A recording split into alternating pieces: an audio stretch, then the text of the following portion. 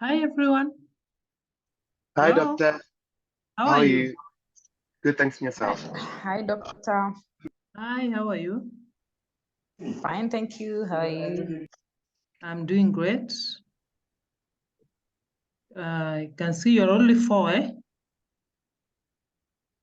So There let's. were more people. I think they might be having internet difficulty because they just dropped out. I'm sure they're probably rejoining at the moment, doctor. Okay. So we give them 5 minutes? Yeah, that's fine. Okay.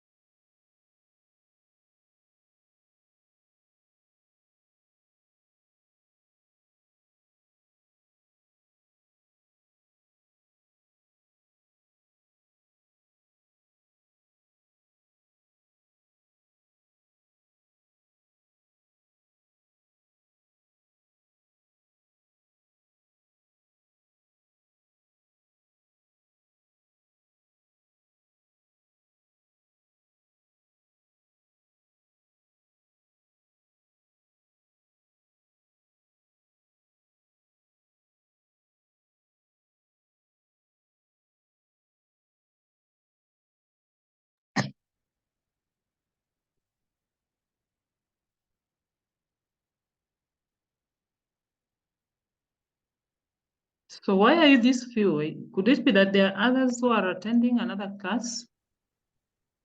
Doctor, I'm not sure. I can check the CMAR schedule for you, but I know Troy Kyle was just here. He just sent me a message to ask to please excuse him from the class. His internet went out at home and he doesn't know what's going on and he doesn't have enough data to stay in the meeting. So he apologizes for that. He's trying to sort it out at the moment. Oh, okay. What about the Ugandans? Doctor, we are in and some are still logging in.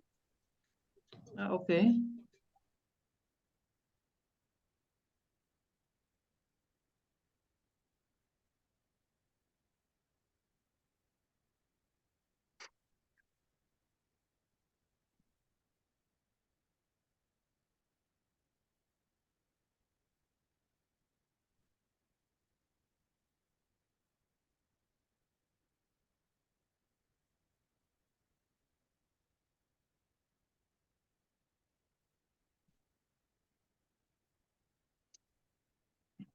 So I think in the interest of time, we can just begin, eh? They will Yes, catch Prof. up they'll catch up with us because time is really flying and we cannot afford to just stay idle, eh?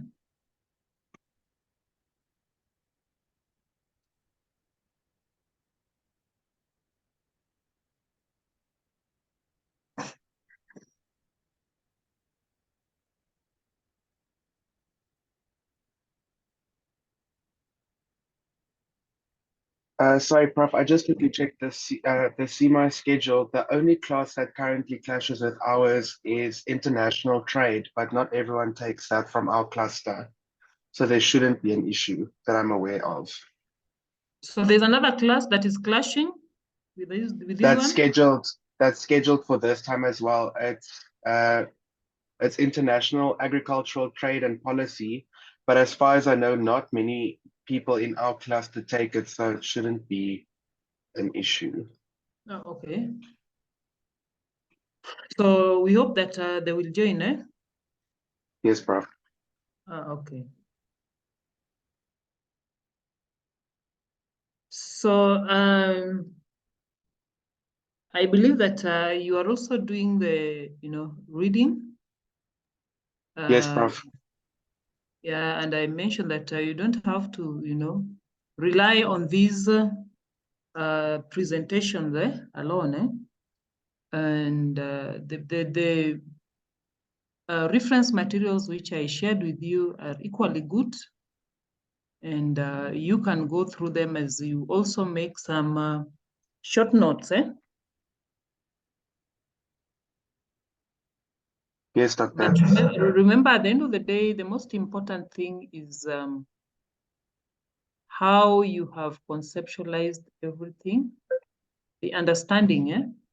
That is the most important thing because when it comes to the questions, there'll be application questions and you'll be required just to apply what you learned. So when you understand the concept and you can further deepen your understanding by reading case studies, by reading articles, journal articles, how these concepts have been argued out and applied in different scenarios. So now I think we can begin. I posted the recording for the previous lesson, the first lesson.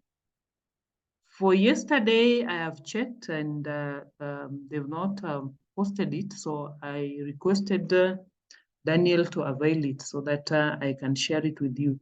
So keep on checking, ClickUp.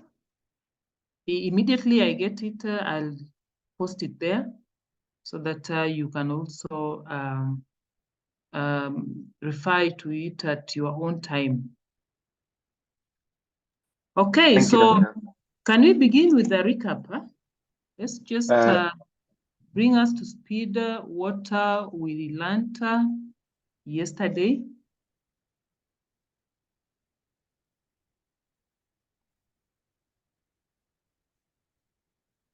Doctor, so yesterday we just learned what's the difference between a supply chain and what the difference between the definition of supply chain and value chain, and where it begins and where it ends, and what then the difference would be in managing a supply chain and managing a value chain, and how what the objectives are. And because of the objectives, there are certain things that are given priority in order to optimize efficiency and the effectiveness while maximizing profit and minimizing cost. So that was just a quick rundown of yesterday. We also had an introduction to what global value chains are, how that some value chains are more fragile than others with regards to food and industrial. And yeah, that's more or less. So I want us, each one of us, to type.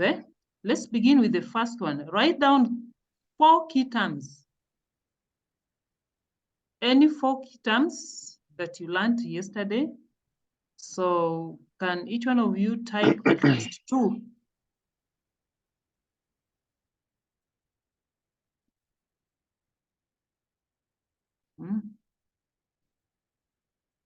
So type at least 2.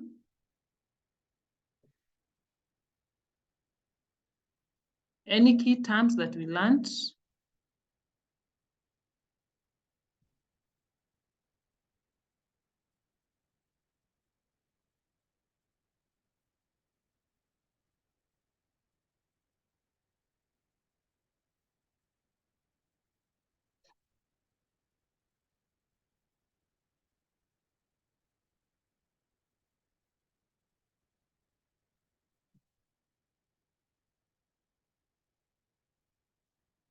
Others are not typing,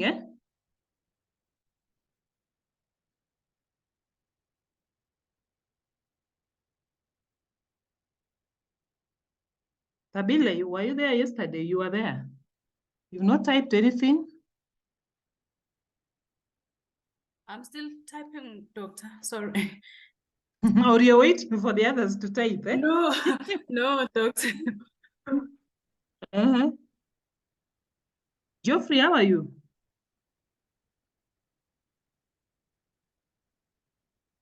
Geoffrey? Ochom, are you there? Doctor, How are you? I am fair, doctor, today. Yesterday we missed you. You were not there, Actually, yesterday I was a little bit suppressed by some malaria. I couldn't really attend.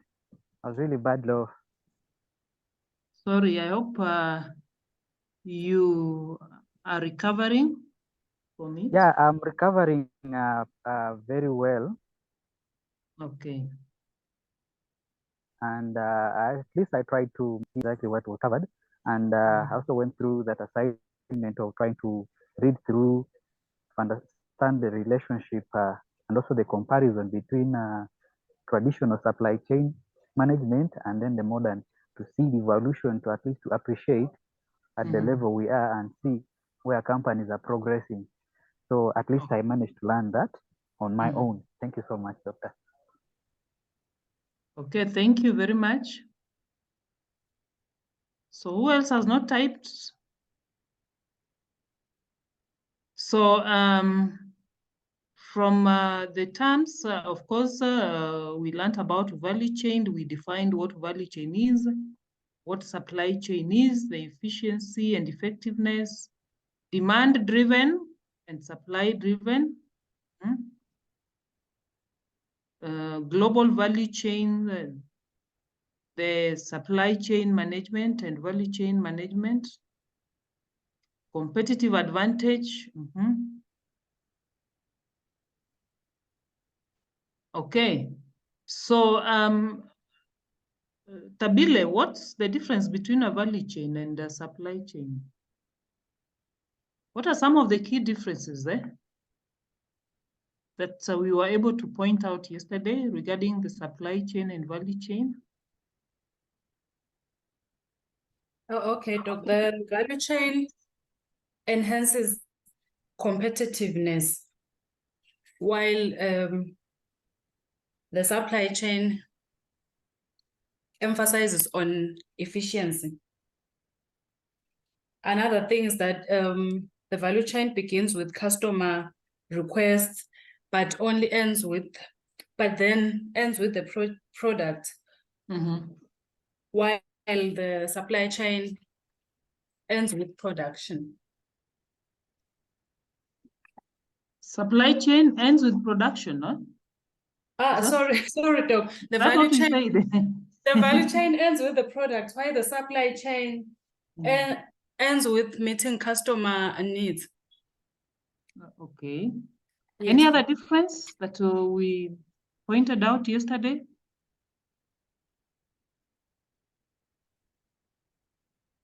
Another one is that the value chain is derived from business management, while the supply chain originated from operational management. Any other person? Value chain involves coming up with a product that will add value to a customer. And supply chain?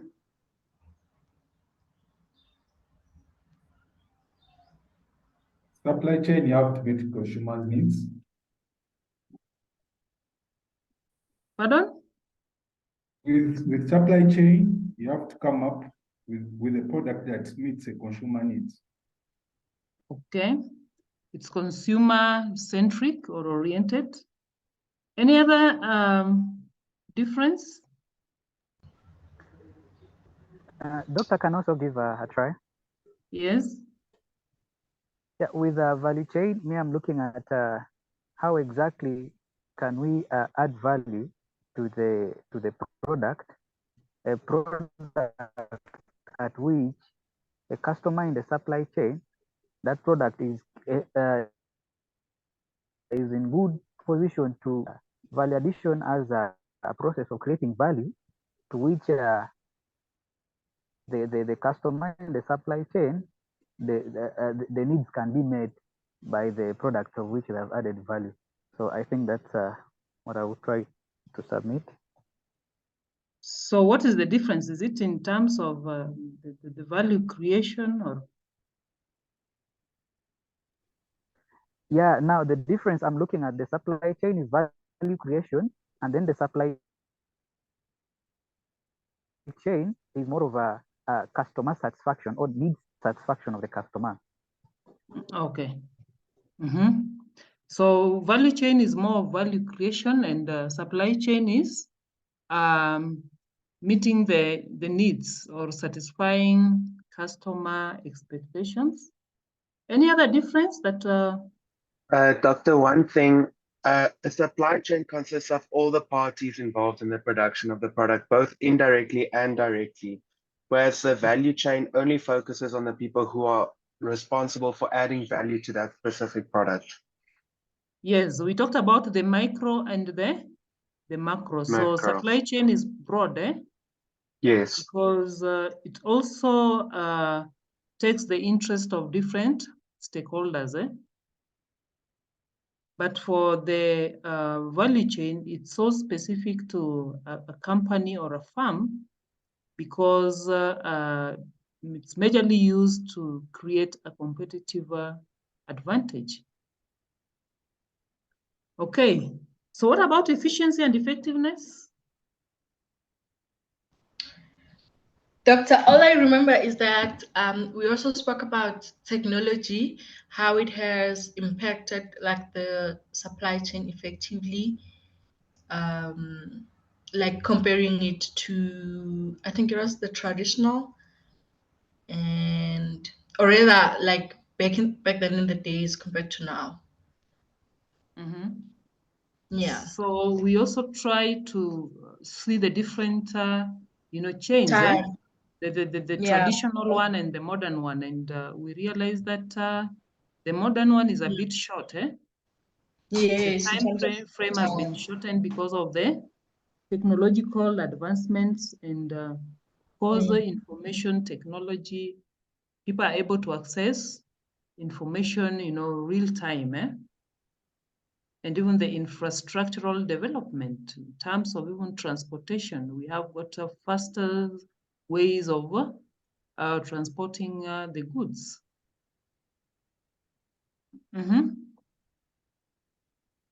Demand driven and supply driven.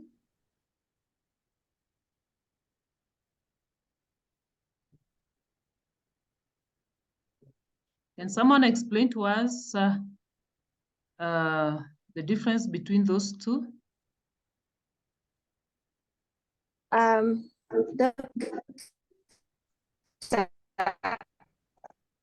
Yes, Alice? We say demand driven. We say demand driven is basically from the customer's end, whereby a customer is like has power or can influence in bulk. They can influence maybe the supplier to maybe demand for credit supply, or even they can influence prices on the market, among others. You are breaking, eh? Alice, you are breaking, eh? Supply driven. For example, if we have a commodity, am I heard? No. You are breaking, eh? I think your network is a bit unstable.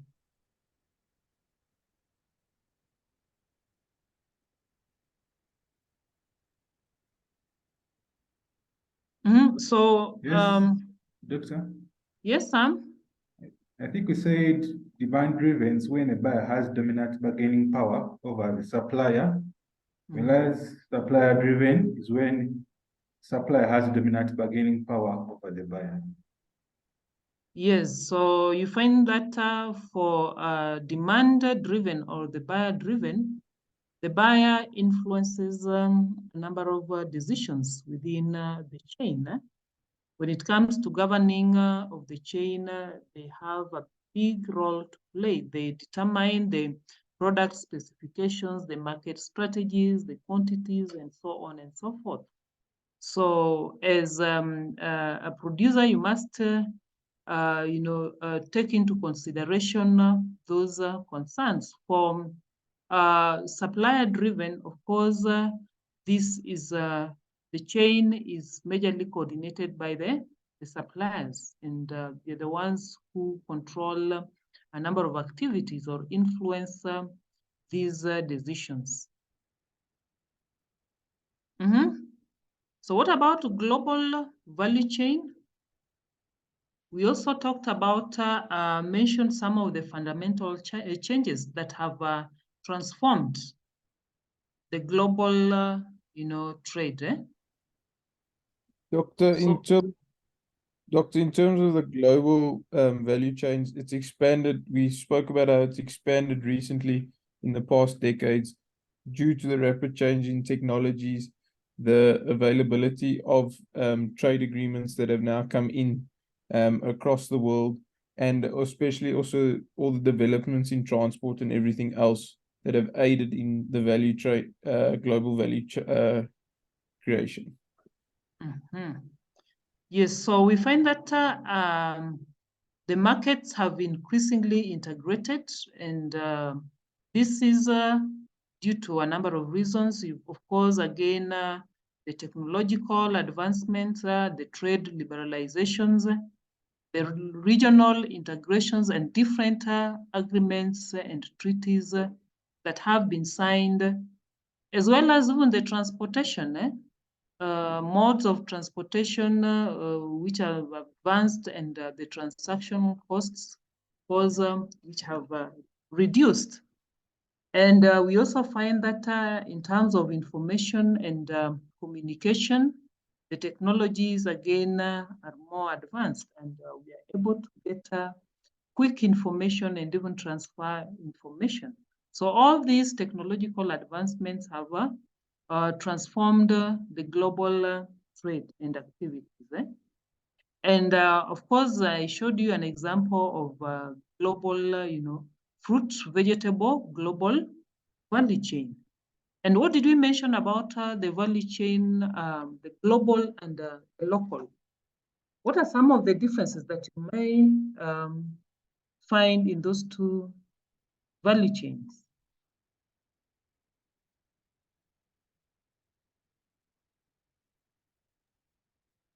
Sorry, Prof. So one of the things that we said with globalization or the global value chains, they tend to be shorter and more effective than the local value chains, since local value chains sometimes are defragmented and have a lot of intermediaries because local areas can't necessarily produce on the same scale that global competitors can.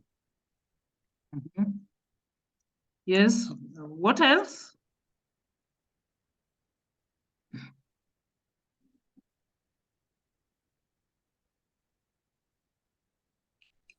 So Alice is saying that global has quite a lot of criteria or the regulations. There are so many regulatory requirements that must be met to be able to interact in the global markets.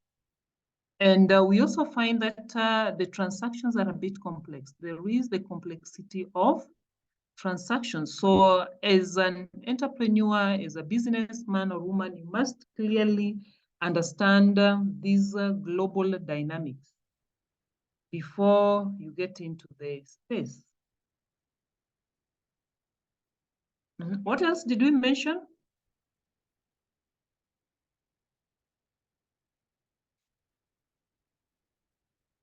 Is there anything that we've left out? Of course, others you will remember. Yes? Yeah. Nkosi? I think we're good, Doctor. We can do chapter 2 or 3. Okay. So now I want us to move to the next chapter. Value creation, value addition, and there is another one which is referred to as value capturing. Value creation versus value addition. So, of course, people talk about value. And even as we make purchases, we normally think about the value that either the product is offering or that is offered by the product. So, and we normally prefer valuable, things of high value. When you walk into a supermarket, you don't just pick any item.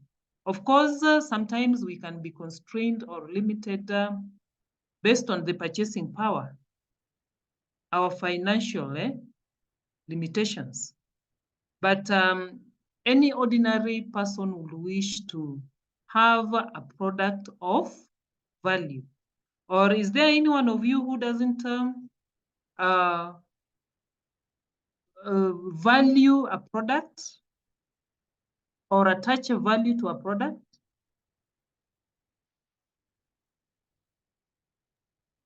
Anyone who doesn't attach a value to a product? Is there anyone? Hello? No, Prof. I think we all attach value to everything we use every single day. So what do customers expect? What do other actors within the supply chain or the value chain normally expect? At the end of the day, they expect a product of value. They expect services that can offer value to them. So when you talk about value, or when a value has been created, it means that as a customer, when you're making the purchases, you are willing to pay for that benefit derived from the product. So if you buy bread, do you buy bread to go and throw it away? Do you buy bread for the sake of just displaying it in the house? There must be something that has attracted you to the bread, and you are willing to pay for that noble benefit. So, and at some point, you are even willing to pay more for something based on the perceived benefit that you will receive out of that product. So you find people who are willing to pay an extra coin. And this is based on the perceived benefit they are likely to get from that product. Are we together? Yes, Doctor. So normally when you talk about Yes, Doctor. the objective of a supply chain, of course, as you try to satisfy the customer needs, or you want to address the needs of these customers, but then you must also benefit out of these transactions. So normally the difference between what the final product is worth to the customer and the effort that the supply chain expends in filling the customer requests is the main objective of a supply chain. So that is what is referred to as value. What is it that the final consumer is willing to pay for this product, the product worth, and the effort that the supply chain expends in filling the customer request?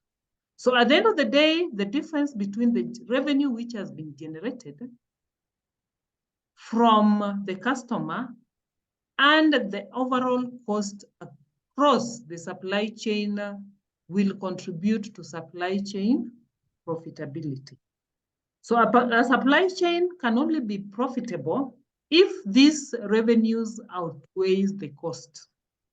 But if you find that along the chain, the actors spend so much on the activities, and eventually the price is not as rewarding as expected, or does not meet the costs, then that supply chain is not profitable. So normally we see that from customers' point of view, value creation is attained or is achieved when they increase the use value, or when there is an increase in the use value and there is a decrease in the exchange value. So from a customer's point of view, they believe that value has been created when there is an increase in the use. As they use that product, they benefit out of it. But then there is a decrease in the exchange value. So what do we mean by that? They are able to pay less, but at the end of the day, they maximize on the benefit. What about from a supplier's point of view? When do they perceive value to have been created in the chain?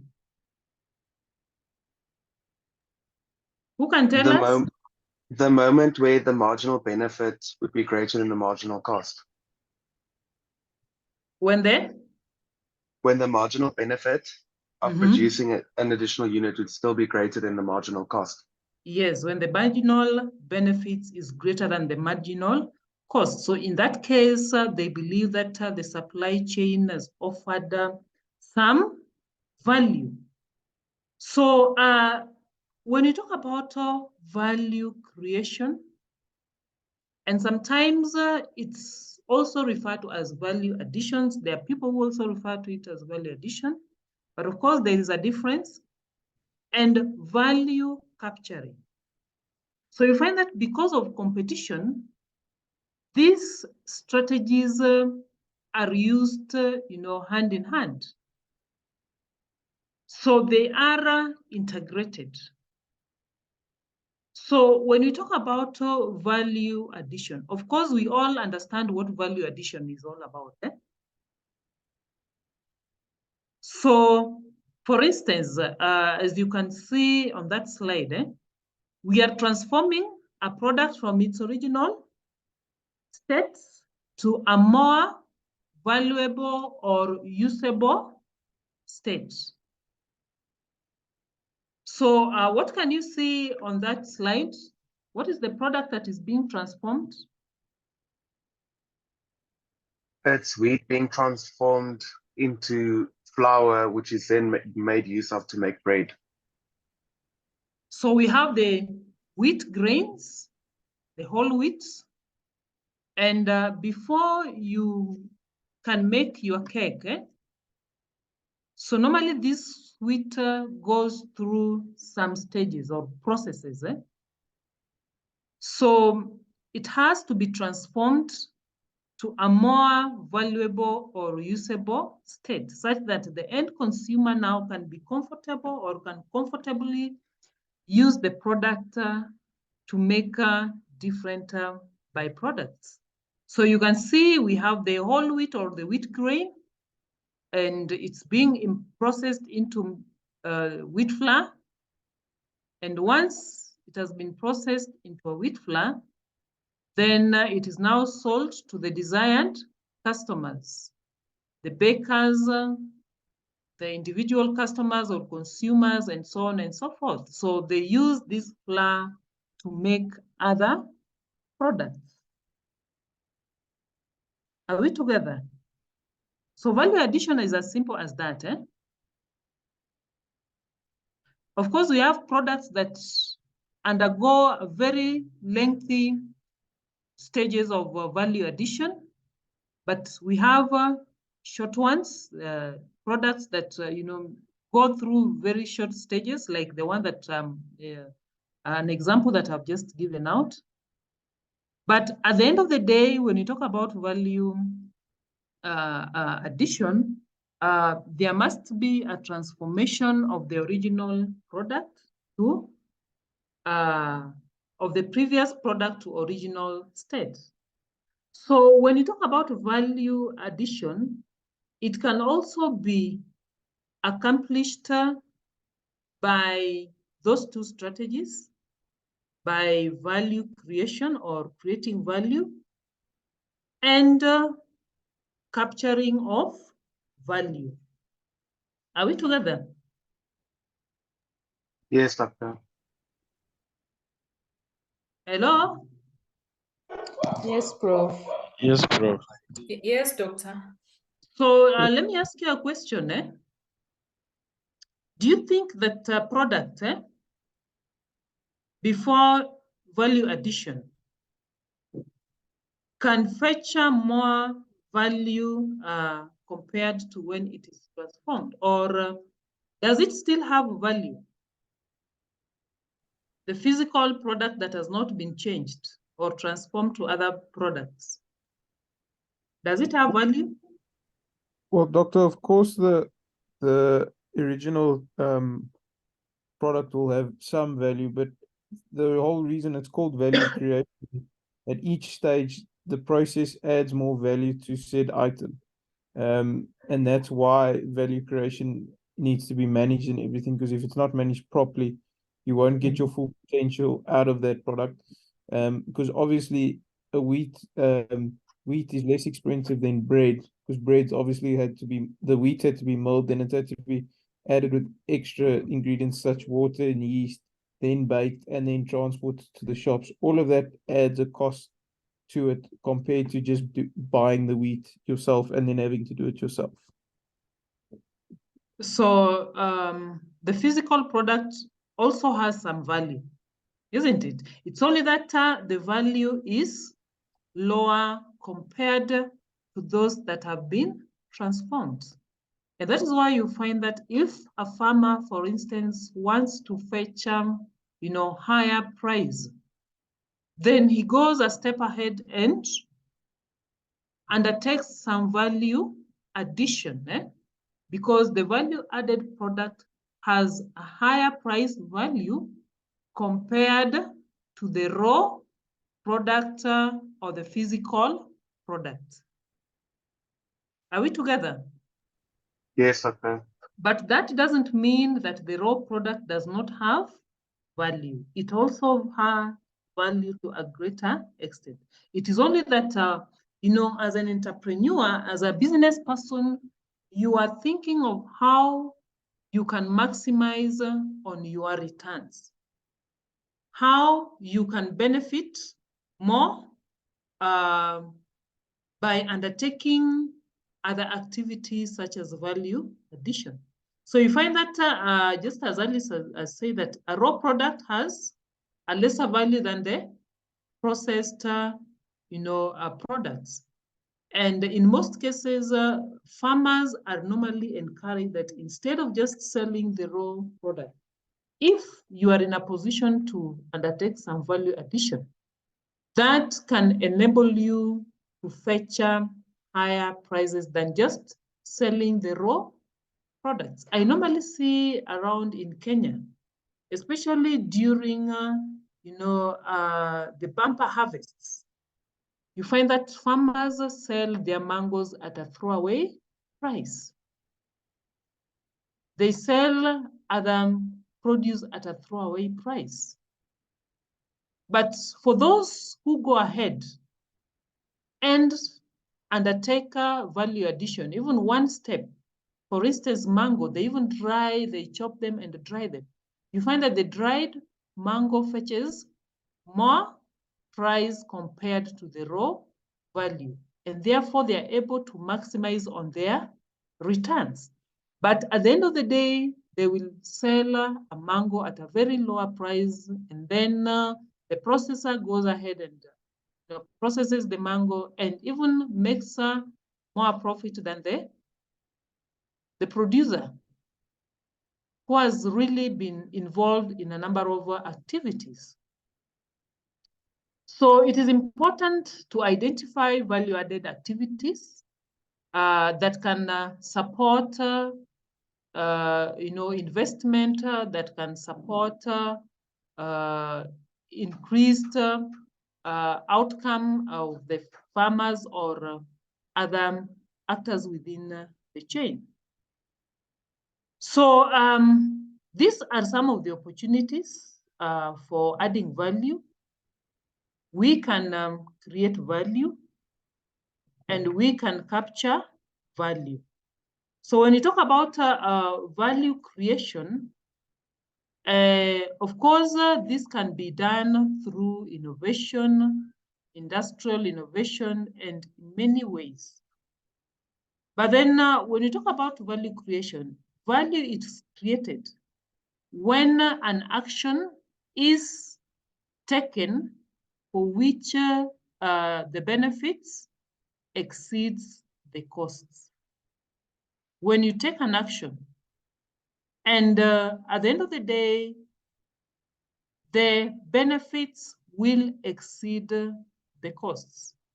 Or maybe when you prevent an action for which the costs might exceed the benefits. So at the end of the day, you are thinking of how do you minimize the costs and how do you maximize on the returns. And for value capturing, of course, if you are able, if a customer is able to pay an extra coin for the benefits of these products, then you have captured value. So sometimes you find that customers are willing to pay extra coins. They are willing to pay more for the product. So whatever you do as an actor, you are trying to induce these farmers to pay extra coins for the products. You're trying to capture the value from there, and that is the price value from them. So do you think that entrepreneurs should only focus on value creation and not capturing? Or maybe who can give me an instance whereby, or cases whereby people focus on value creation and not capturing of value?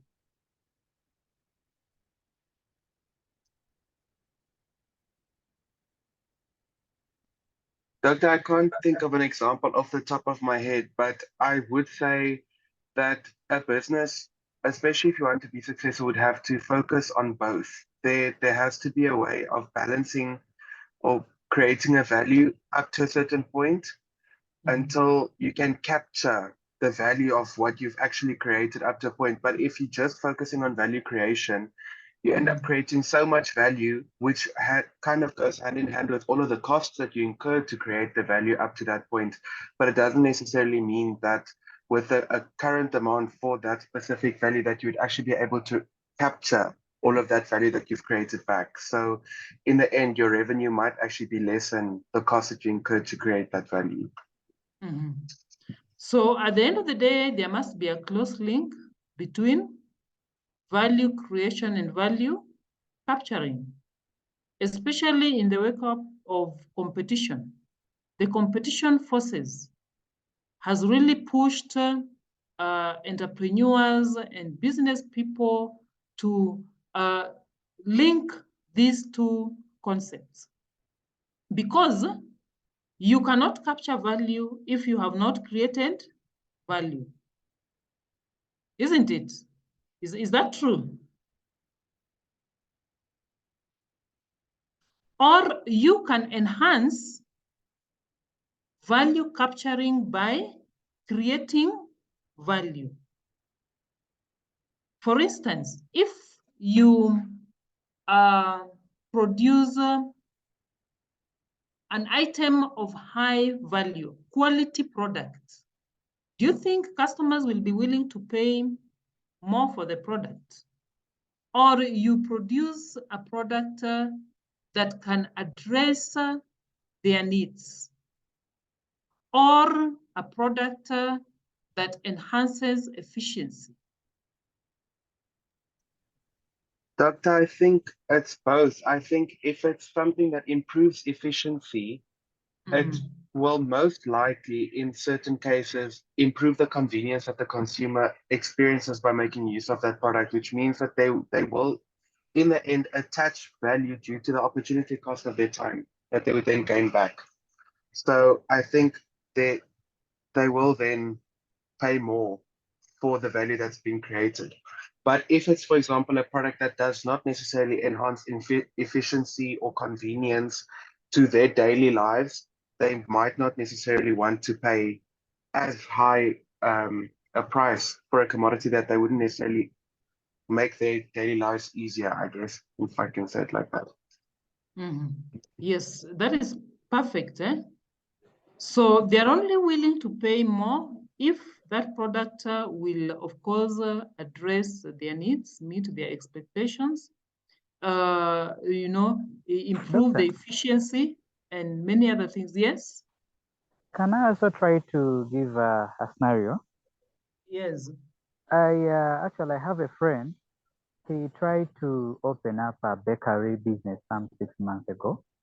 But I remember him when he one time called me. He was telling me that, Geoffrey, I have tried as much as possible to bake and tried to display my product, but the transaction is one time. So he was telling me, why are they buying my product and not coming back again to buy the product? So me, I was asking him, after you baking and then them buying, do you engage him to try to get feedback? So he tried to tell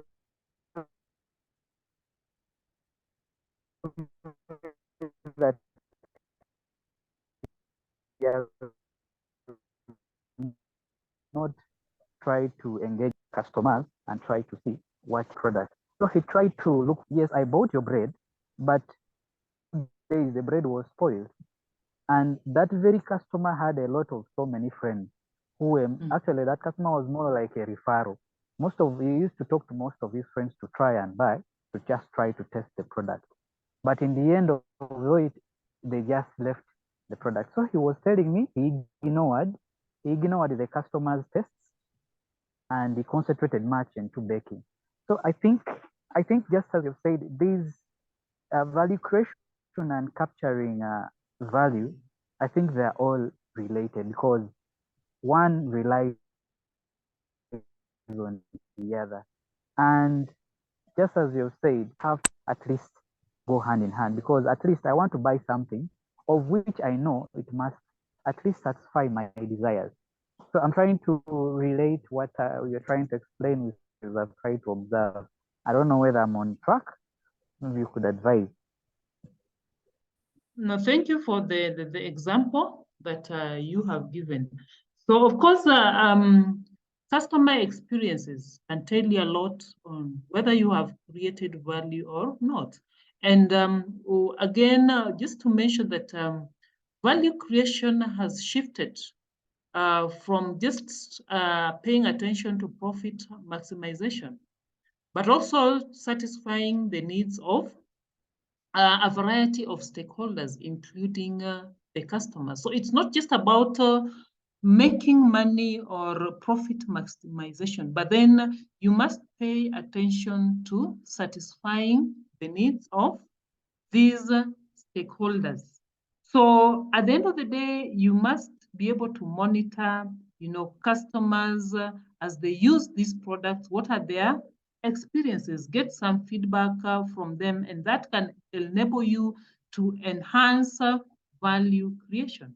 And we've said that value can be created through innovation, coming up with innovative new products or redesigning some of the existing products, enhancing products' characteristics or even features. You can also enhance services. It is not just about having a super good, product, but if the services are poor, what happens?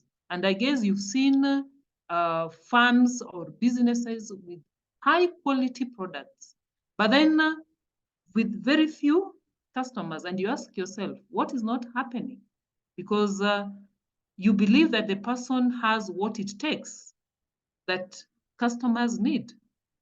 But on the other hand, they are not attracting customers because of the services. Again, you need to enhance services. Creating brand names. You should have names that are catchy, that are attractive, that communicates to these customers. And of course, developing, again, some unique customer experiences can also enable you to create value. But when you talk about value creation, it should not just focus on now, but we also need to think about the future. Sustainability of value that has been created.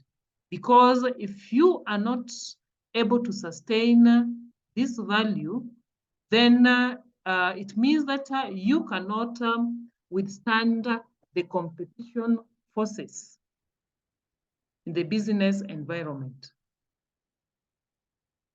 Is that clear? Yes, doctor. So think about an agricultural product. How can we create value in these products? Who can give us an example of a product and how we can create value in these products? Doctor, let's take milk, for example, and turning that milk into cheese or coffee drinks or milkshakes on the farm and selling them as that. Pardon? So if you take milk, for example, instead of just selling milk, you can turn that milk into yogurt, cheeses, milkshakes, and sell them the milk in a different form by adding value, you can ask for a lot more than just the standard price of milk. Yes. So by doing that, of course, you have created some value, and even customers will be willing to pay more for the product. Any other way of creating value? Doctor, what about bananas? Because I've seen bananas, people have tried to transform them into banana crisps. Some have even gone into transforming into banana flour. Then others have even tried to make banana beer. For us in the context of Uganda, we also have banana beer currently on the market. So you have a variety of products, eh? Yes, doctor.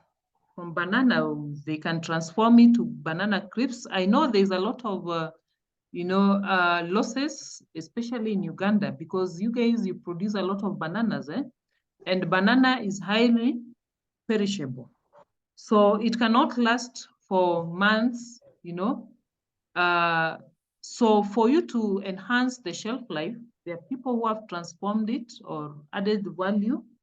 They have come up with crisps. And of course, crisps can stay longer than the raw banana. They have also made some flour and beer. And what is the flour used for? Is it for baking or? It can also be used for baking, also making porridge.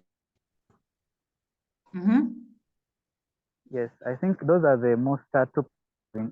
Actually, I've tried to test from the banana flour. The porridge is actually very delicious. Then when it comes to the flour, it is very good, especially when we are trying to prepare cookies for our school-going children. Yeah, so of course, these products or commodities can always be transformed. It's only that sometimes we really limit ourselves. And you find that when they are transformed, they're even more attractive. Let me give you a good example of cassavas. I know cassava is also grown largely in Uganda. The raw cassava sometimes is not appealing to consumers, to children, and different age groups. But if you maybe make some chips, cassava chips or crisps. The other day I tasted cassava, cookies and crisps, and I couldn't believe that they were made out of cassava because the taste was totally different from, the raw, just cooked cassava. So we can create value through different ways. So we've talked about value capturing. So how much are customers willing to pay for the products? How much are they willing to pay for this product? So they are only willing to pay an extra coin if this is going to benefit them at the end of the day.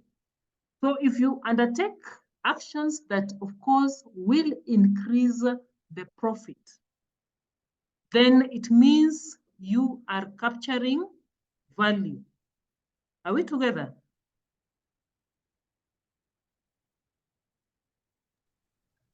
Yes, doctor.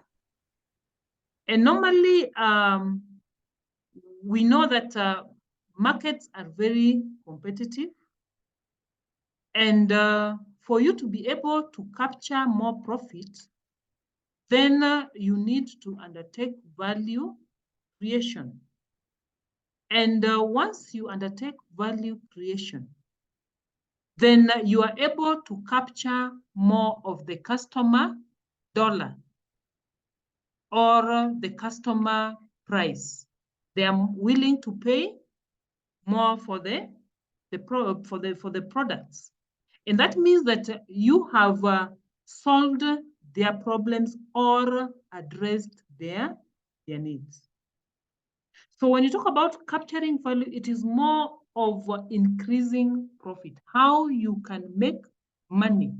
You've seen cases whereby people, offer good services. They work on their services so that they are able to capture more value. And you find that as a customer, when you get such kind of exceptional services, you'll even be willing to pay extra money when you're walking out. You even give somebody, you know, a tip or something that, oh, that was a perfect service. I don't know how many of you have ever received tips.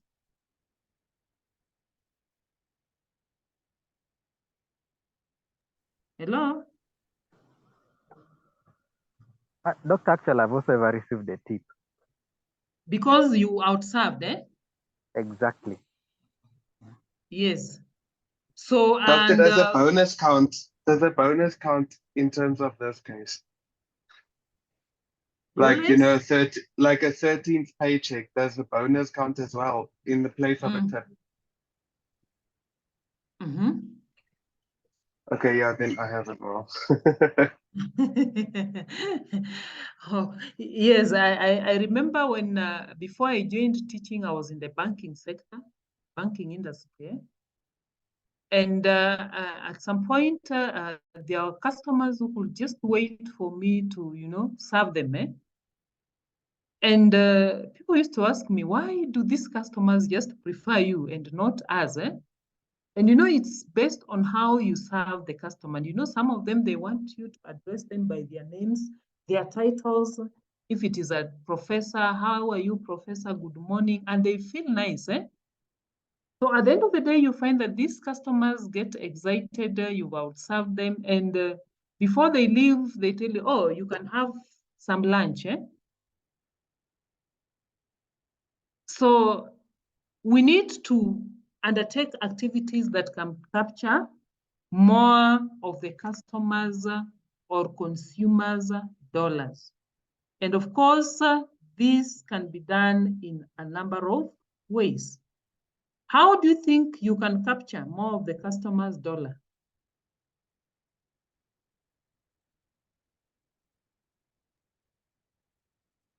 How will you induce customers to pay more for the products? By convincing them it will make their daily lives easier, doctor. That, yeah, I think if it improves their convenience, they'll pay. If it somehow addresses more than one need at a time, I think it's also the way that you position it on the market, the way that you portray your product to others and encourage trials to your software, you know, test drive vehicles or whatever. And then from there, I think if you go the extra mile to have additional after sales service, I think that's definitely another thing that consumers will value more. You offer some after sales service. You know, maybe they buy a product and you allow them for 1 year. They can always return the product in case there are issues. You can always, you know, assist them here and there. And how, you know, you position your products. Because remember, you are not alone in the market.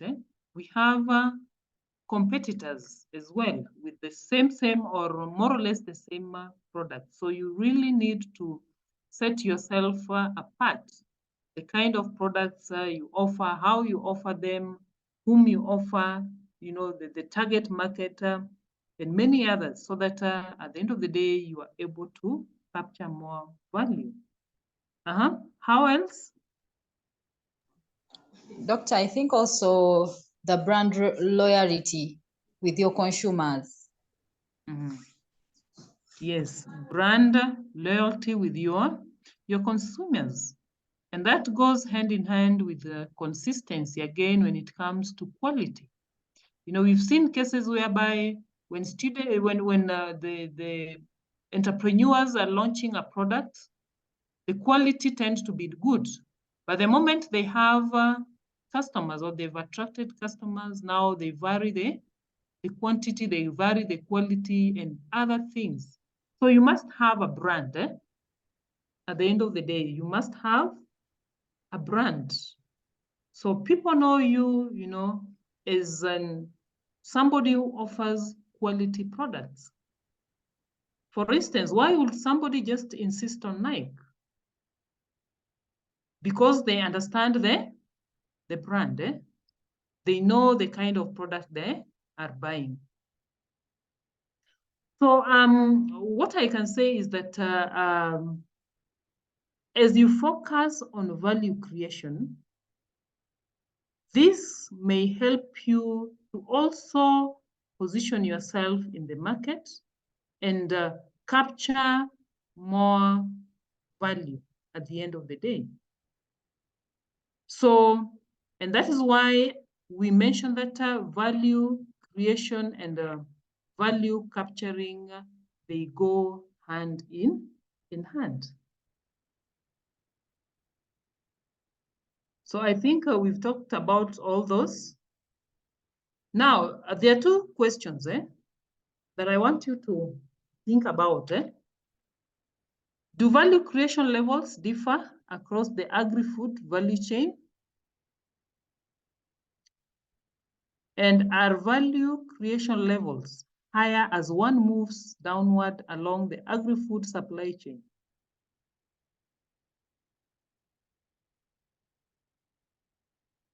So do you think the value creation levels differ across the agri-food value chain? And as you move downward along the supply chain, do you think that the value creation levels are higher? Doctor, I do think that the So let me value give creation you, let does me, differ. let me give you 2 minutes. Yes, please, because it's a very loaded question. let me give you 2 minutes to ponder about, because they are not just you know, easy questions. Sorry, doctor, can you please repeat the second question? Are you able to see the screen? Oh, okay. Yes, doctor. Thank you. Yes, yes. So let me give you the 3 minutes to jot down something, and then we discuss.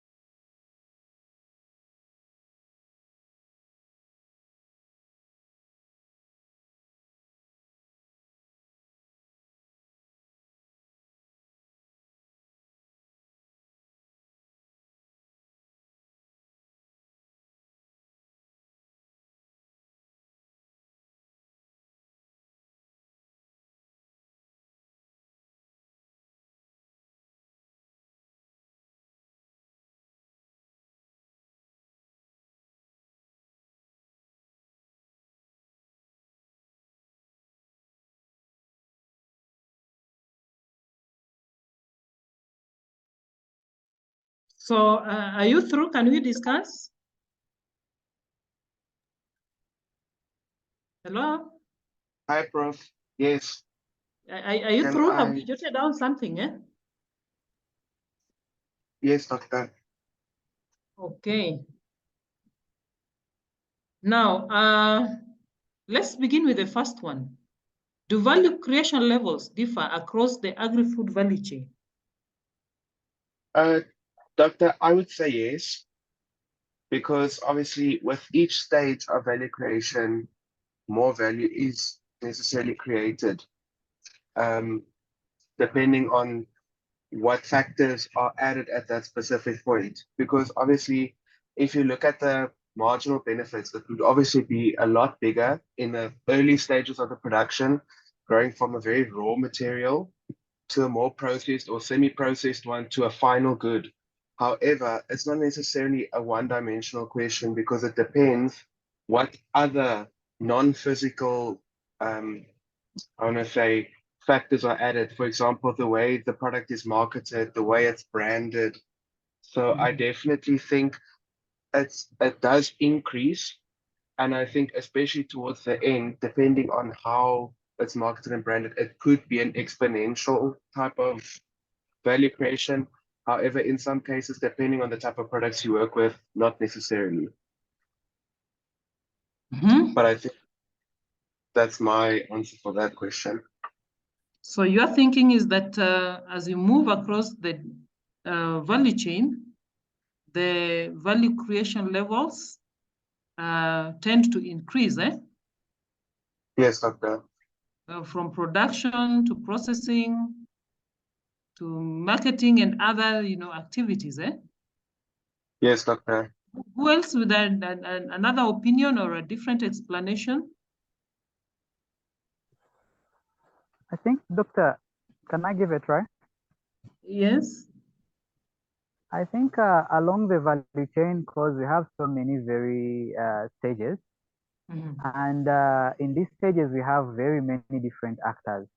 So I think as we go up there, you realize that among these actors, every day they have very good new ideas that come up, in the sense that these very new ideas are capable of adding value at every stage that most of them operate. So I think as we go along, you realize that the value creation activities keep on growing every now and then.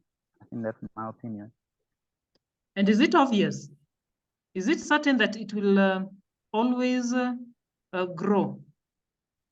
Or are there cases whereby at some point you find that it is even lower than the previous stages within the chain? There is also that scenario also, because it's not an obvious. Because there is where you reach some stages whereby they're so reluctant, even they are not even kind of innovation. So I think it's not that obvious, but I'm thinking that when we go ahead, good new ideas that come along the way. That's thinking. Yes, thank you for that contribution. Any other person with another explanation?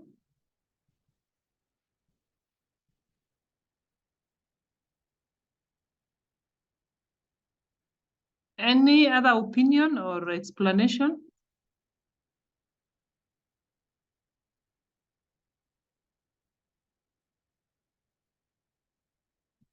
So value creation can be done or undertaken at the different stages along the agri-food value chain, be it the processing, the marketing, the physical segregation, and many others.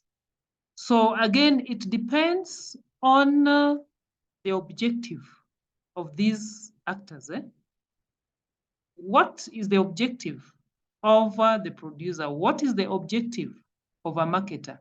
What is the objective of the other actors along the chain?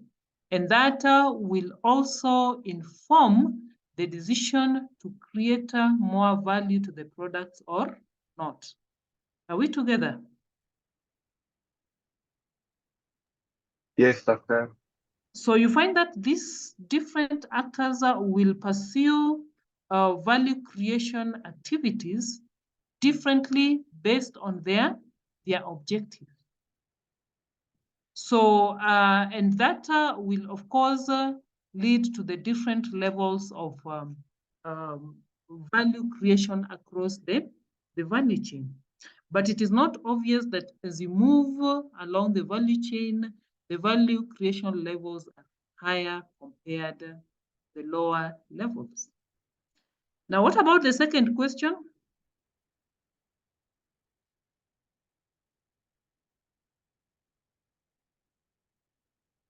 What about the second one?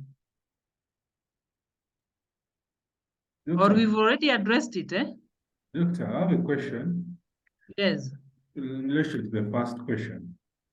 Does along the agricultural food value chain differ from across the agricultural food value chain? Does? Along the agricultural food value chain differ from along the agricultural food value chain? Along the and across. Yes. So when you talk along, it is within that particular value chain, eh? Yes. Let me give an example of two different value chains. We have the dairy value chain, and we have which one? The vegetable, eh?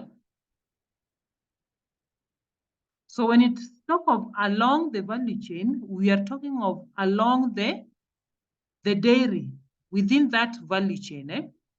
But across, it's now between the different value chains, eh? So of course we have addressed is it along, eh? When we were discussing, we talked about along the value chain. But then what about across the value chain? Doctor, sorry, does that then mean along means like a vertically integrated value chain and across a horizontally integrated value chain? Yes, yes. Okay.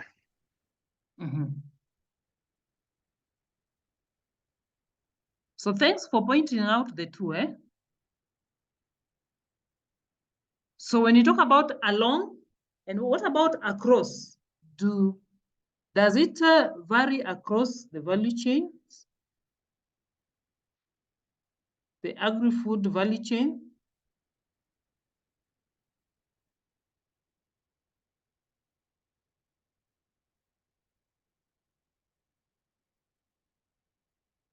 Hello? Doctor, I think I kind of indirectly answered this question in the previous one, but I also think it doesn't necessarily follow a strict rule that as you move along, like down the value chain, that it is necessarily going to be higher value towards the end. I think I might have flipped the concept. I think it will get to a point where the marginal benefit will get smaller and smaller the more processed it gets. Obviously because of the costs being so high. I don't know if.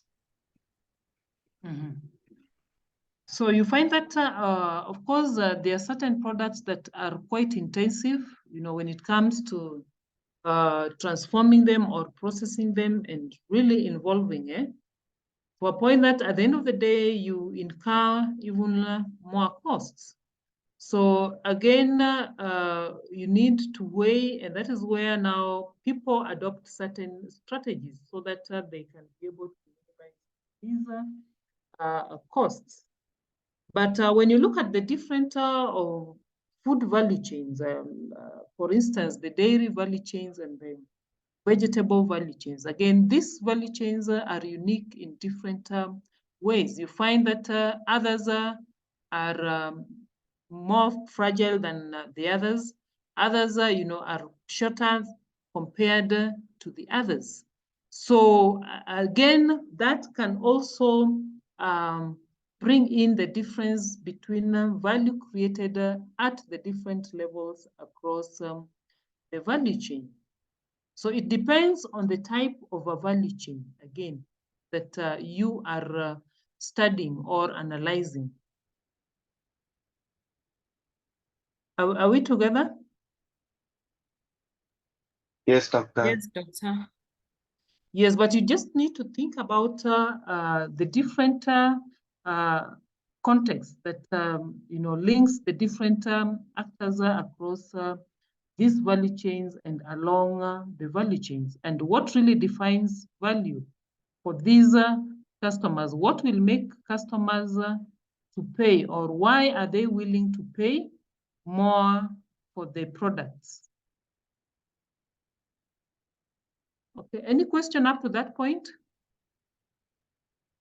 No, Doctor. So again, there are different ways of creating value, and some of the questions that you need to ask yourself as you think about value creation. What valued capabilities do other members of the chain possess? What valued capabilities do other members of the chain possess? So, we may find that along the chain, there are people who have got different capabilities. They have the different skills, they possess different skills. They are good at certain things. So at the end of the day, you don't have to struggle, maybe undertaking the processing part of activities, because there are people who can do it better. There are people who have the resources that it takes. They are competent and they can do a better job. So how can we bring these complementary competencies together in a way that customers value? And that is why you find that at the end of the day, people now start collaborating. Actors within the chain, they forge some collaboration so that they can leverage on these competencies. And what type of relationships should they maintain along the supply chain? Are any customer valued competencies missing? If so, who is the best position to develop them? So again, you must begin by understanding what customers value. What do customers value at the end of the day? And how do you position your products in the market through value creation to be able to address these concerns? So how much of the value added process should you control? So, and that is why you find that most producers, they don't waste so much time engaging in value addition, because they know that they cannot handle the production and the value addition activities. It can be cumbersome. So they leave it to the other actors along the chain to run with it. When it comes to packaging, we have the experts who can do the packaging. When it comes to even the branding and so on and so forth, we have other people who can do the work. So you don't have to run with everything, because we have got experts and people who are good at different activities along the chain. So what can we compete on? Of course, we are talking about the quality, the cost, the delivery conditions, the flexibility. How flexible are you as a supplier? The sustainability aspects. Remember, I mentioned that in the current world, we are also keen on the sustainability and innovation. So if you are not innovative enough, then you will be overtaken by events. So you must continuously analyze the market, understand what the market needs as you tweak these products, as you try tweak the processes here and there to meet their expectations, and that requires innovation. So those are some of the areas that farms or businesses can compete on. So as you talk of creation and capturing, you need to ask yourself about the quality. What about the costs? Are you trying to minimize on the costs? they're adopting certain processes, certain strategies, technologies that can enable you to minimize on the costs. And also the delivery conditions.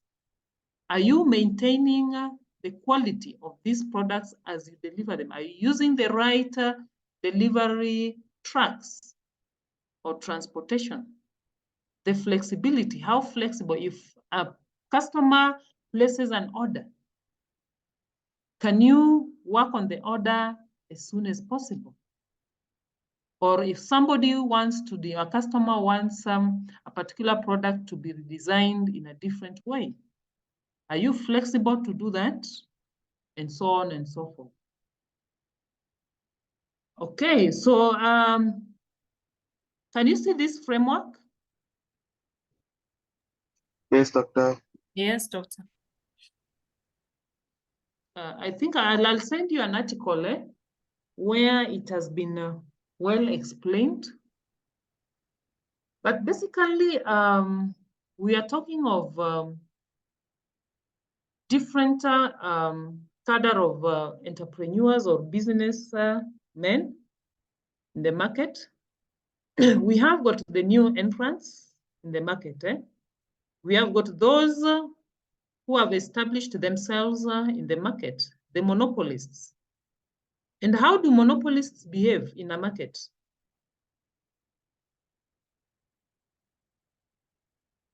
How do monopolists behave in a market?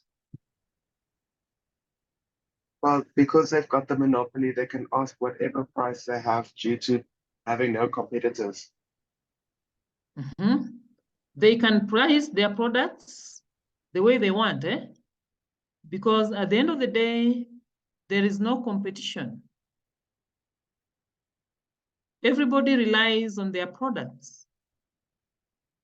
So if you look at those segments, so just on the downer part, the dream segment, whereby we have value creation being low and value capturing high. So what does that mean? When the value creation is low and value capturing is high, there will be some surplus. There?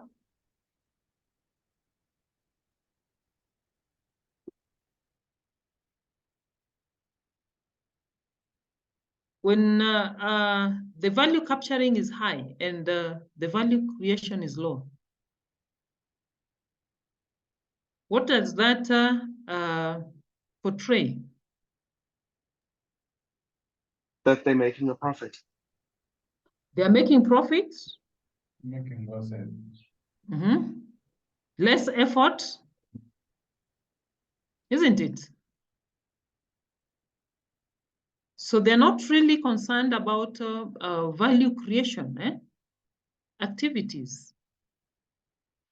But even if value is not created, still customers will buy the products. You keep on complaining about, Kenya Power. For instance, we have Kenya Power, a company that is a monopolist. So even if the services are very poor, we do not have an alternative. So we have to continue, using the products and the services. So they are in their comfort zone, they are dreaming, They're just dreaming, they're just there seated, doing very little, but customers still run for them, still go for their products and services. But wait until pressure comes in. They receive competition from other companies. What happens? Where are they pushed? When we have competitors, new competitors, and they have been in their comfort zone, just dreaming, sleeping and dreaming. But when competition sets in, they are pushed to hell. And what happens in hell?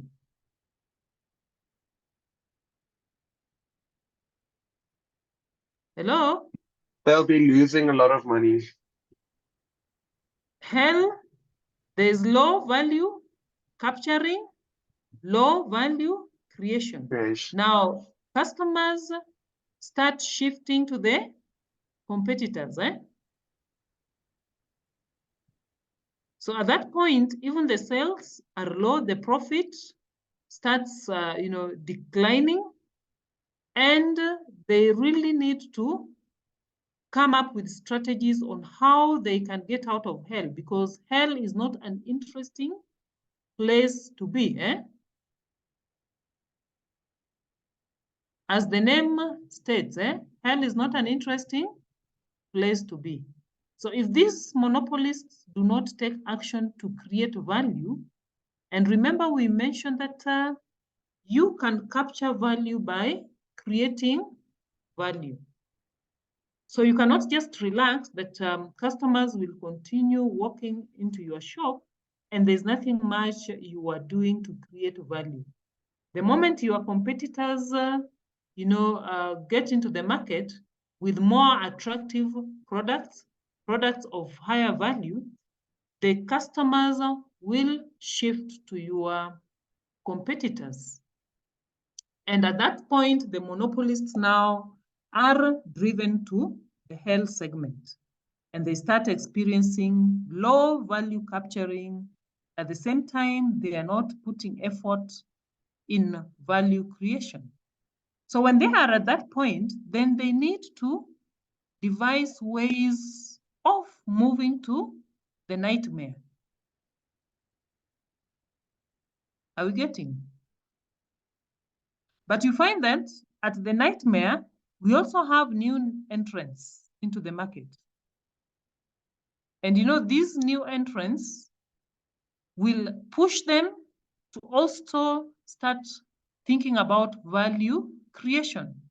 So they need to come up with various strategies. If it is about innovation, they need to adapt modern techniques or innovation that can enable them to come up with higher value products.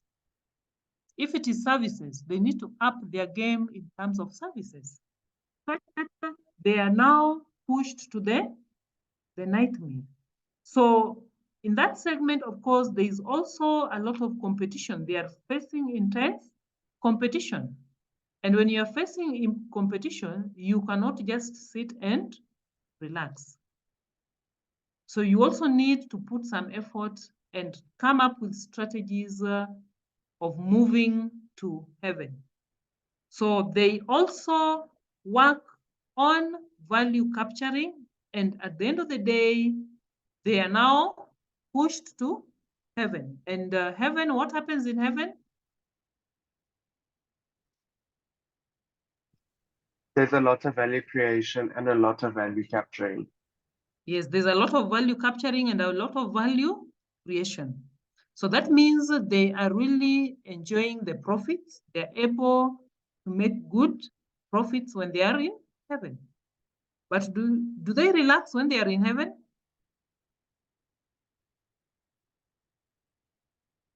When you have reached your comfort zone and you're relaxed, competition will definitely, the gravity law of competition, if you're not careful, will again push you to monopolists.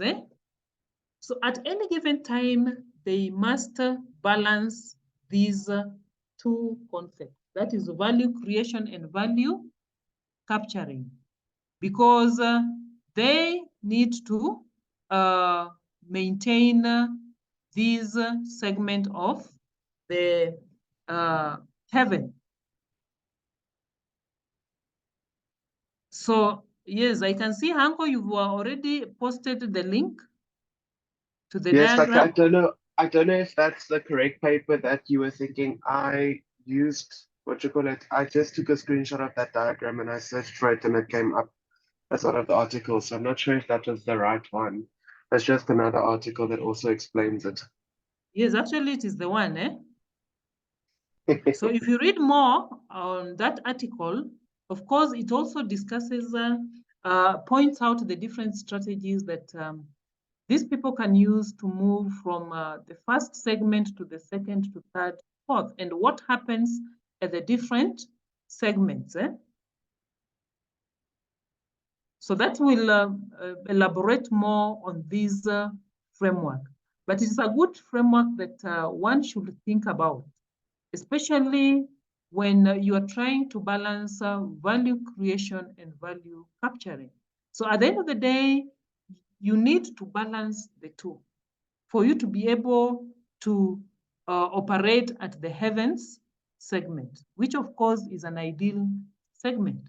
But the moment you are there, again, you don't have to relax. And that is why it is important that you continuously monitor the market, you continuously monitor the business space, just to understand the developing issues or new developments and what have transpired for you to be able to readjust so that you can remain at that point. So I think you can maybe at your own time, just go through that article or the paper and understand the nitty-gritty things about this framework and the explanation behind the framework.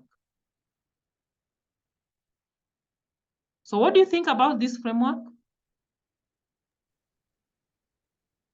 I think it's quite a nice way of laying it out between the trade-off between value creation and value capturing, especially in the different types of organizations that operate in our area. Yeah, but at the end of the day, you also find that these people are rewarded for performing different activities. When you maintain value capturing and value creation, at the end of the day, you will be rewarded. The profit, of course, will also be equal to that measure. Okay. So, and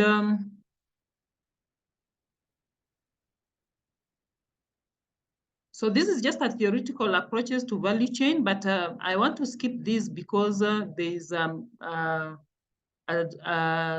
lesson that we will delve into it in details as we think about the governance structures and the transactions within the value chain. So I think this can be discussed at a later date. So basically that is all that we discussed today for this particular lesson. That is value creating and value capturing. So you just need to contextualize it and think about the agricultural, enterprises and the agricultural activities and value chains. How can value be created and how can value be captured? And what is the essence of undertaking these activities? Any question up to that point? Do we have a question? Doctor. Do we have a concern? No questions from our side, Doctor. Or who can give us maybe a scenario, an example?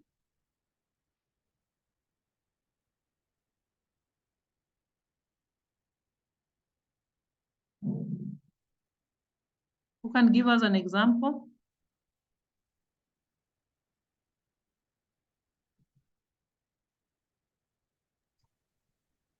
An example that would fit into this framework, Doctor.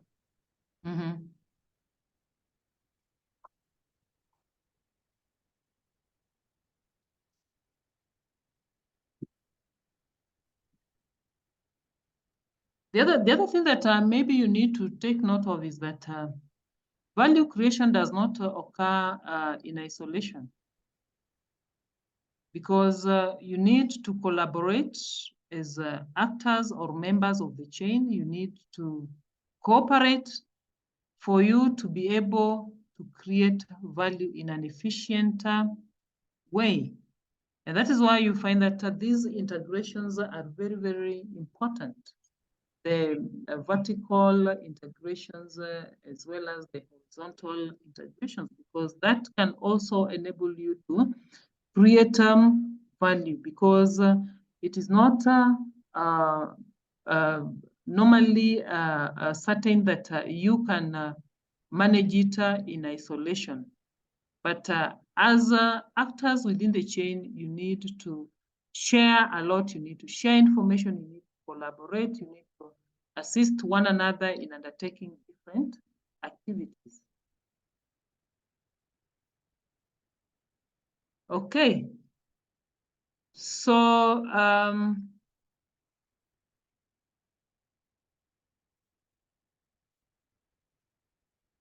if there is no question, I think at this point now we need to group ourselves. And yesterday I was to, share the names. I typed them somewhere and they disappeared.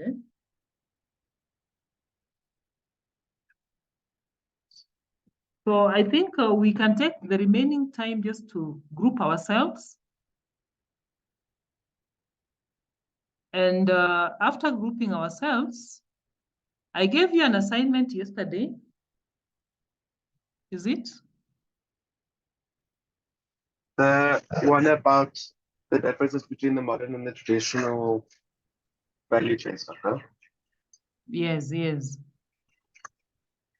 I don't know whether you managed to read more on that.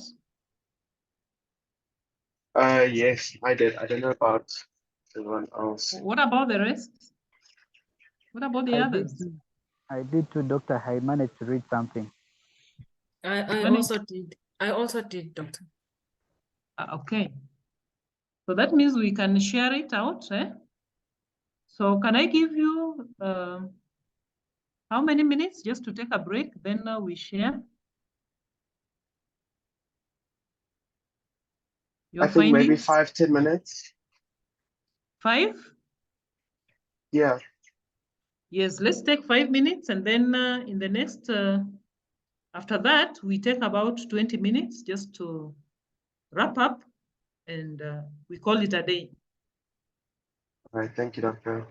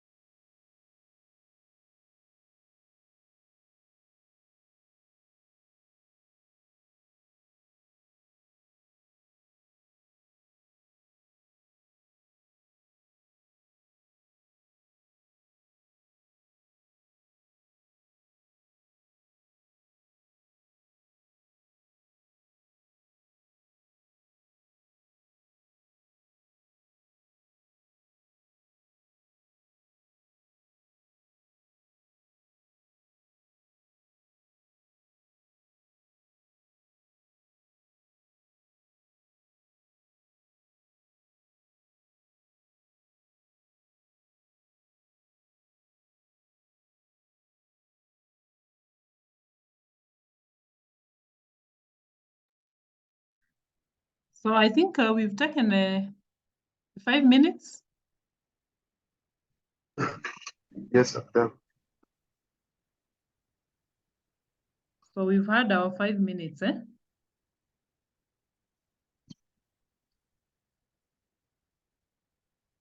So can we continue? Do we continue? We can. Okay. So who is willing to go first? I will, Doctor. I don't mind.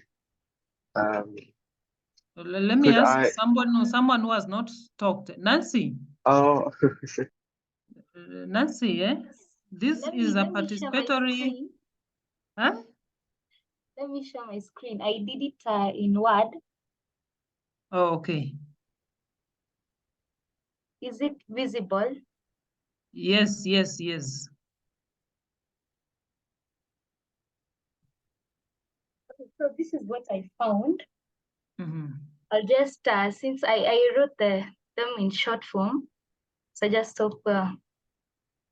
Okay, so for technology adoption, in the global aspect, you guys can read through, yeah? So I'll just explain. Mhm. So like for technology adoption, currently we have the NFAM that is used to track the country in Kenya. That's the example that I found. Then for visibility and tracking, we have the AgriSet platform that was not there before in the Tiga Food. Also now currently we have the real-time tracking, and previously you could find that farmers were not able to know the season, stuff like that. Then for supplier relationship, previously we have, like now we have lots of contract farming. So most companies are opting for contract farming, other than the previous where brokers were in the line. Then we have inventory management, where currently the strategies that are used to minimize the waste. We have lots of that are strategizing to avoid post-harvest losses. Like we have the ones for I was searching and I saw one for French beans that they are trying to reduce the post-harvest losses. Then for distribution, we have like direct farm to market models for fresher producers, which reduces the reliance on brokers, which was previously the case. Also, for quality control, previously, like currently certifications, we have the horticultural, what is the name, H something, that deals with quality. Now they check all these quality stuff. So yeah, currently. So for data analytics, we have the market insight currently that informs decision making. Also for sustainability, across the globe, we can see even they are supporting these eco-friendly practices that was not there before. Packaging, like in 2018 or 17, September here in Kenya, they banned those use of plastic bag and stuff, yeah, for soil. Also, now the major examples that were standing out that have led to these changes at global level, I found Amazon Fresh that uses AI for demand forecasting. And for here in Kenya, Tiga Foods has really connected the farmers with urban retailers, which is making it good. Yeah, so that is what I found for the differences between the traditional and the modern. Yeah. Wow, this is quite interesting, eh? It's quite interesting, and the way you have summarized it, eh? And I think this is what is happening in the global space and even locally. So the different aspects. Any other person with a different, of course, presentation or argument?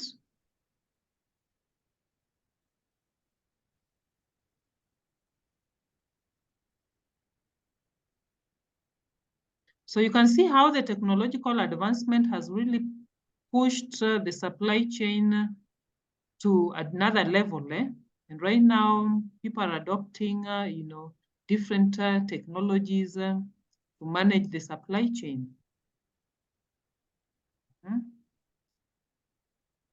Thank you, Nancy. You can stop sharing the screen. Nkosi, share with us your work.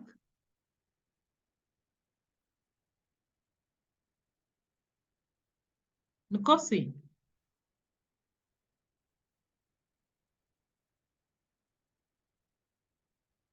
Is Nkosi there?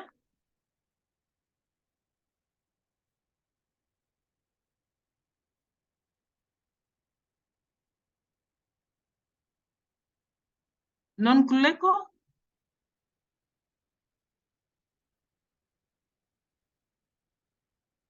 Mercy, are you there?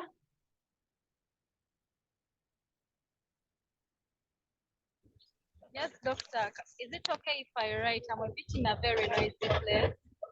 Pardon? Is it well if I type in the chat box?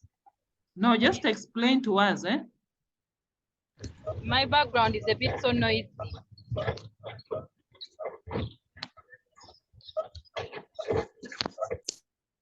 Musa, what did you work on?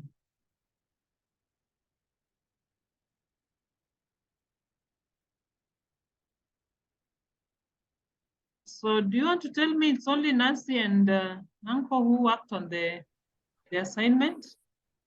Dr. can also quickly manage to scan through what exactly I try to find out.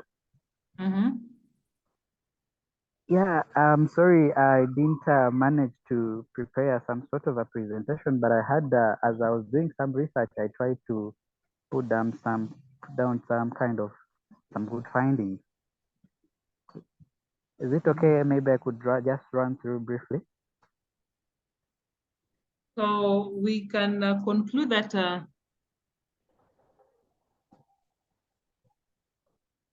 we will share this next week, because it appears like the others have not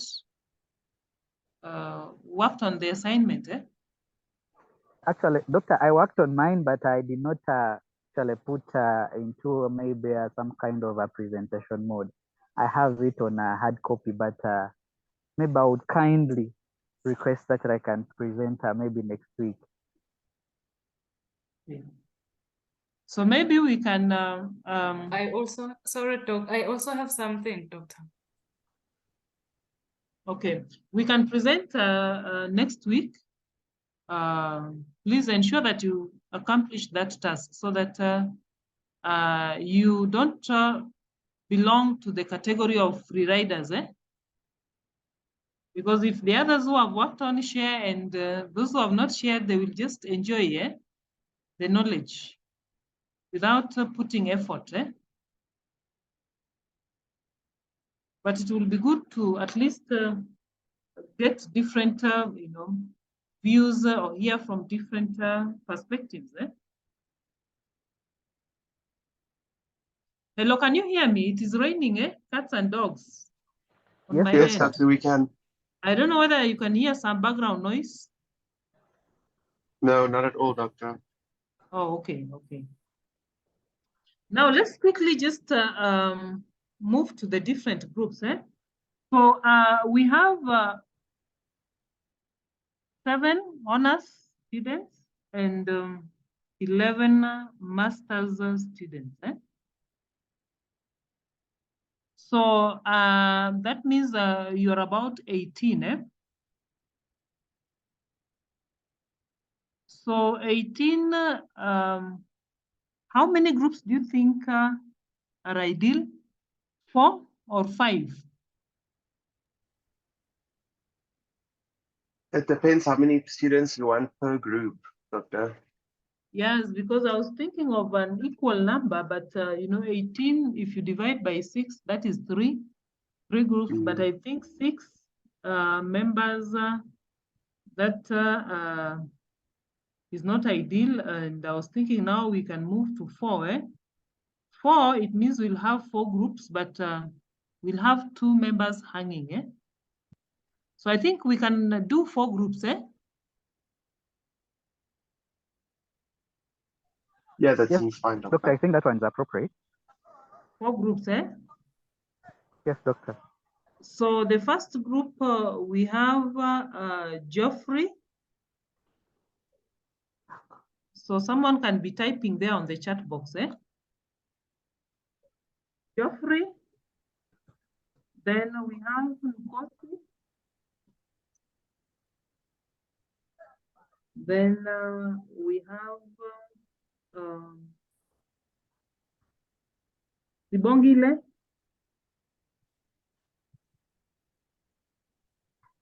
And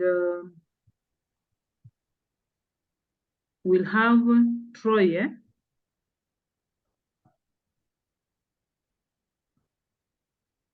I apologize for any misspellings. I'm trying to do this very quickly as Doctor's reading the names.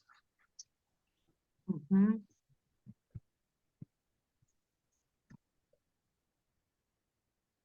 So we'll have Troy, Geoffrey, Nkosi Nkosi, and Sibongile. and Sibongile. Then the second one, we have Justus. Sorry, Doctor, please come again. Justus. Okay. Then we'll have Nancy. Then we'll have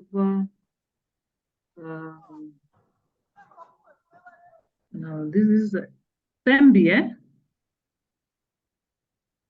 No, not Thembi. Don't include Thembi. Thembi is an honors student, eh?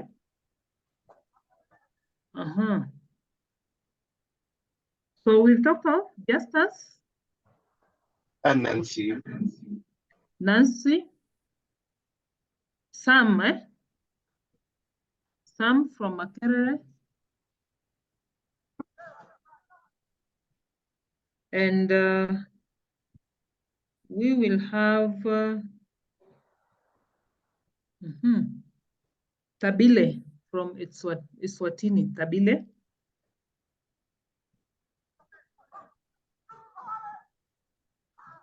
So those are 4, eh? Yes, Doctor. Then the next one, we have Hanko. Hanko, you are in group 3. And with Musa from Uganda. Then we have Thembi.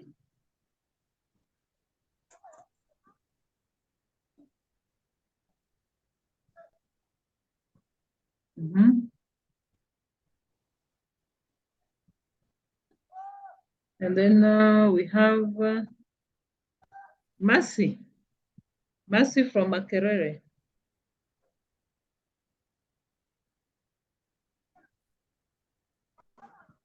So those are 4, eh? Yes, Doctor.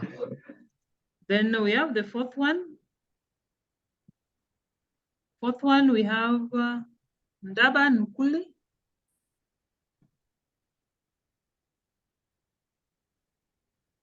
Then we have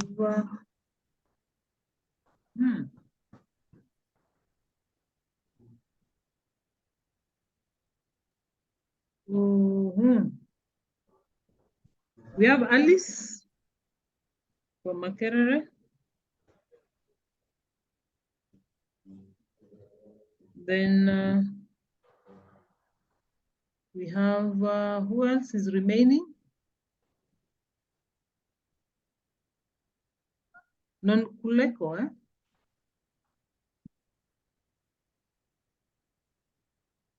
Non-Kuleko? Doctor, I think you mentioned me twice because you called out my surname first. Yes, Ngudli. Yeah. Yeah. On Nkuli, eh? Yes. Ah, yes, Nkuli, eh? Nkuli, you are in that team.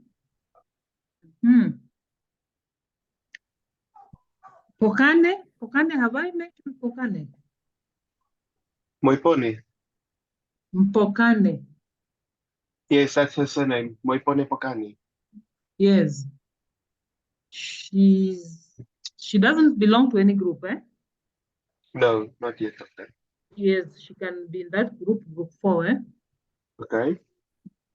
Mhm. Then we short one more. So how many are they? There's 3. That's Nonku, Alice, and Moipone.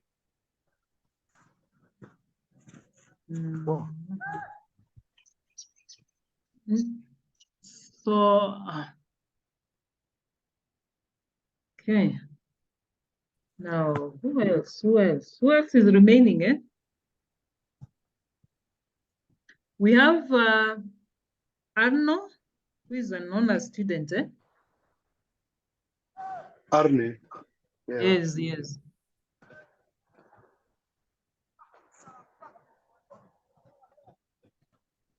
So it means there are 2 people who will fit into other groups. We have Katego Mushi, eh? Oh, Katlejo. Katego, yes, eh? Yeah, I think he's also an honor student, Doctor. He's an honor student, and we can fix her in the second group. First group. We can fix her in the second group, eh? Because the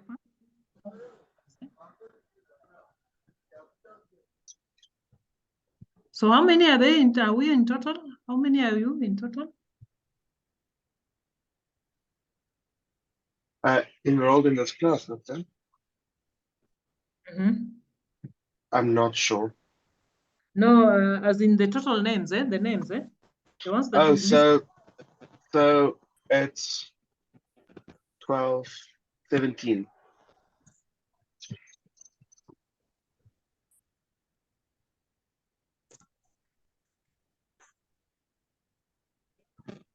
There's 17, eh?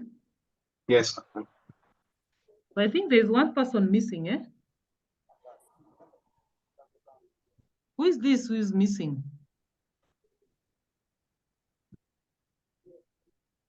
I'm not sure. Yes, I'll confirm, eh? All right, Doctor. I will confirm, but please, you can take note of those groups, eh? Dr. Musa's hand has been raised. Kindly take note of your group so that you familiarize yourself. Yes, Sam? Sam, I can see your hand is up. Oh, it's Musa, Doctor. Oh, Musa, yes. Yes, Doctor, my network is disturbing. I haven't seen my group. Musa, are you the one missing? You are in group 3 with myself, Tembi, and Mercy. Okay. Thank you. No worries.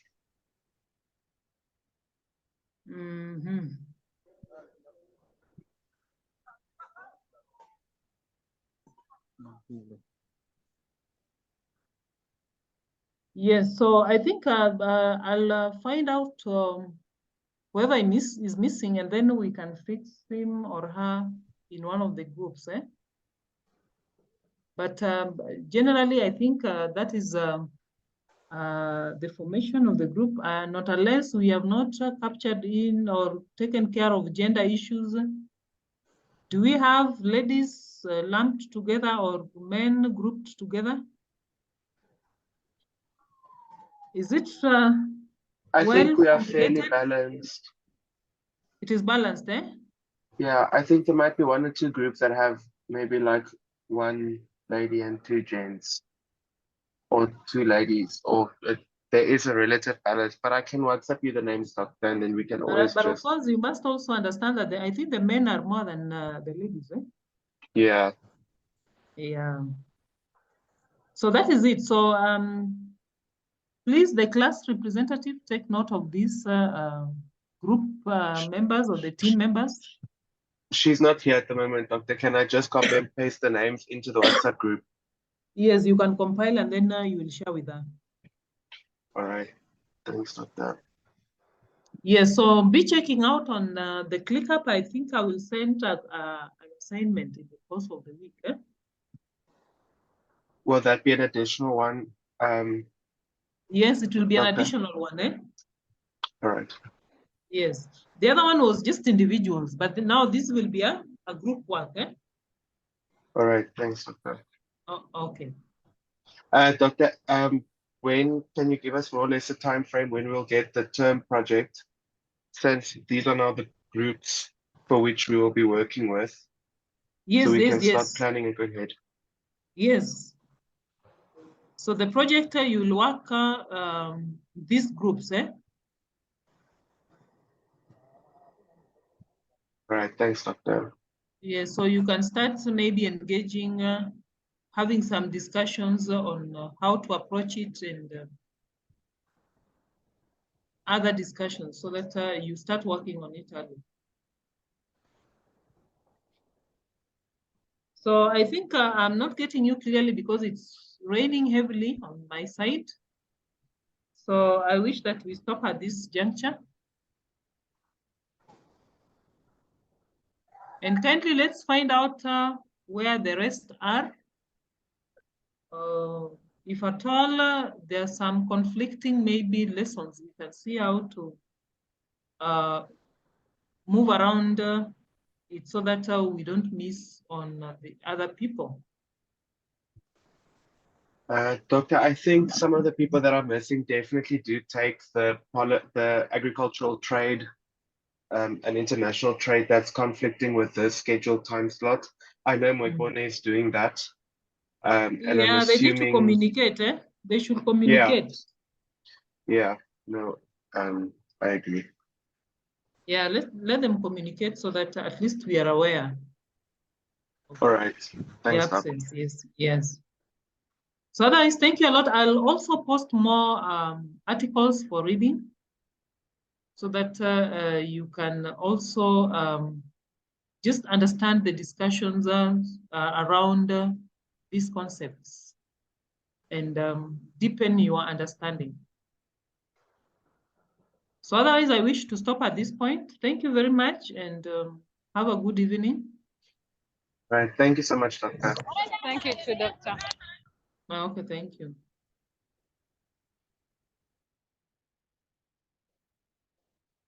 Thank you, Doctor. Good night.